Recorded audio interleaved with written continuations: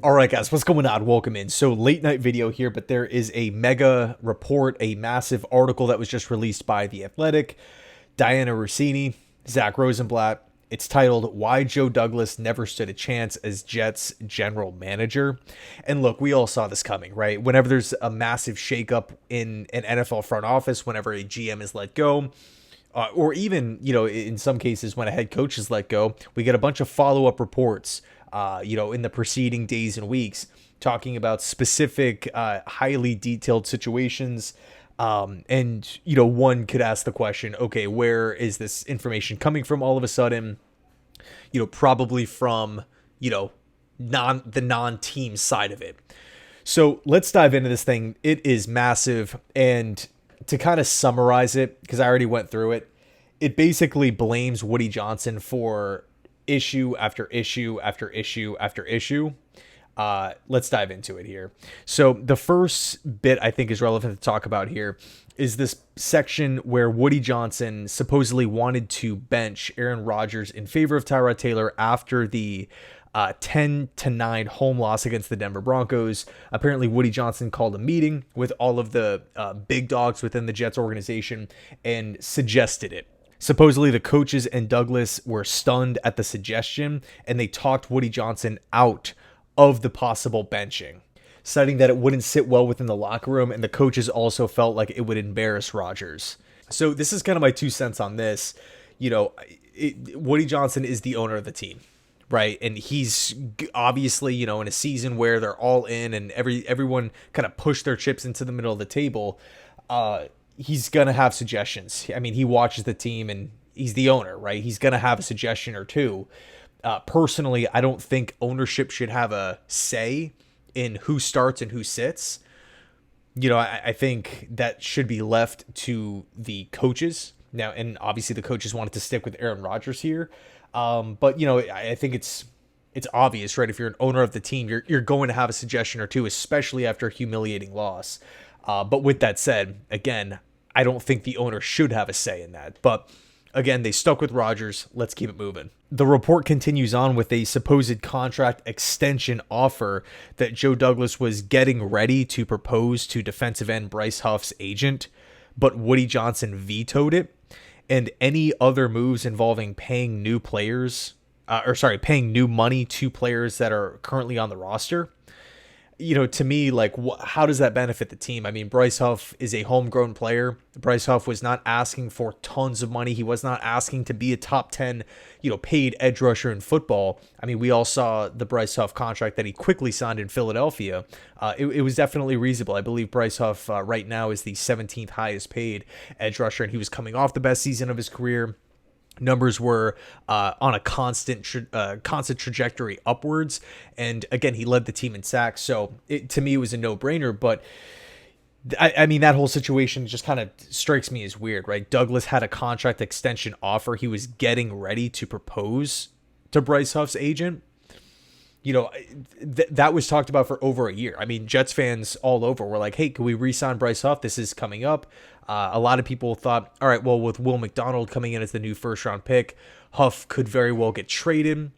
But in the end, even from Bryce Huff's side, it didn't seem like there was any urgency at all. From Woody Johnson's standpoint, how does that make any sort of sense to veto a contract extension? For a good player that helps us, who fits what we want to do, and we've seen grow literally from an undrafted free agent, someone who worked his way up, to now all of a sudden, one of the premier pass rushers in that given season. I don't understand why something like that would get vetoed. Multiple team sources theorized that Woody Johnson forced Douglas's hands, and in the aftermath, Douglas told Jet staffers, Woody should just fire me now. And, if we think back, that was right around the time of the whole, who's leaking stories to the media, that whole, dilemma. It was kind of right in that period. And that's kind of what everyone assumed, that and also Rodgers alluded to it and talked about it. as well to the media. But moving on, here's another instance. Last offseason, both Saleh and Douglas agreed that they needed to focus on rectifying some of the past mistakes that they made in free agency. Specifically, they wanted to avoid aging players or ones with injury concerns. Douglas pursued a trade with the Denver Broncos for wide receiver Jerry Jeudy, offering Allen Lazard and a day 2 pick, according to a league source, but Woody Johnson nixed it. Jeudy was instead traded to the Cleveland Browns. And this is another instance where it's like, where do the Jets benefit in this? Where does Woody benefit by stepping in and saying no? The only situation I could think of is Jeudy did go on to sign a contract extension with the Cleveland Browns. It was, I believe, around $17 million annually, which is a pretty big contract for Jeudy. Hasn't really lived up to it, to this point, but still a guy with potential. And, obviously Cleveland believed, enough in Jeudy and managed to scoop him up for a 5th and a 6th round pick.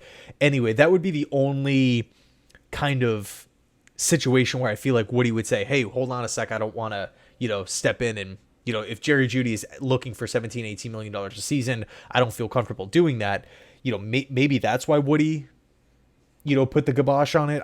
I'm not 100% sure, but let's keep going. When offensive tackle Tyron Smith and wide receiver Mike Williams lingered after the initial wave of free agency signings, the Jets pursued both. Multiple team sources believe this was a matter of Johnson's preoccupation with social media, factoring into the Jets' decision-making.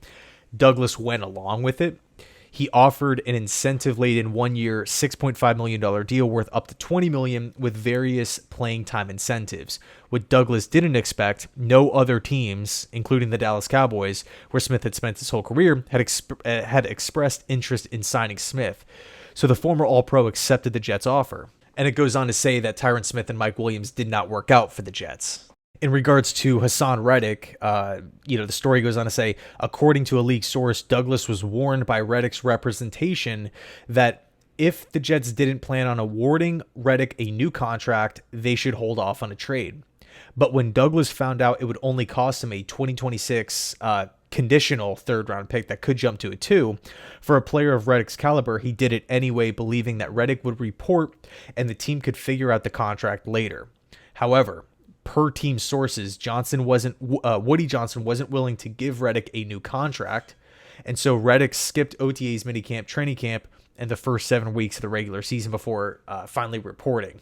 It's interesting because it's like, on one hand, we have like Woody Johnson, like, again, according to this article here, jumping to sign specific players, like older vets. It was talked about before that there is an attention to social media. So, you would, at least I would assume that by that logic, Woody would be on board and almost force Douglas to trade for Reddick. Hey, he's a big name player. He's a really great player. Again, according to this, Woody didn't want to re-sign Bryce Huff. So, Reddick would kind of come in and fill that void. So this stance, it just seems a bit confusing, right? If Douglas didn't have the power, how did he have the power to trade for Reddick, and get him in the building? And then when it comes to the contract extension, now Woody is not for it, but he was for Mike Williams. He was for Tyron Smith. Obviously, later on in the season, he was for Devontae Adams, and clearly Aaron Rodgers as well. On October 15th, Johnson pushed Joe Douglas to trade for star Raiders wide receiver Devontae Adams, giving up a conditional 3rd round pick, far more than any other teams traded for top wide receivers at the deadline. Yeah, that's true. I remember at the time, it was first reported a conditional 4th. And I was thinking, sweet, right? This is an awesome deal. It's fair. It's realistic for both sides. Then it comes out from Adam Schefter, no, it's not a 4th. It's a 3rd. It's a 3rd that could jump to a 2. And I'm like, all right, well, maybe the Raiders will take on some of the deal. Nope. The Jets took on the entire contract. So, if you're a Raider fan, you're like, sweet, we just literally cleared millions upon millions of dollars, and we're getting a conditional 3 that could jump to a 2. It's going to be a 3, but that's still, tremendous value from what every single, person around the NFL was projecting the trade to be. So then it kind of leaves this weird feeling like, all right, well, we gave up a decent draft, like an above average draft pick, and we're taking on Devontae Adams money.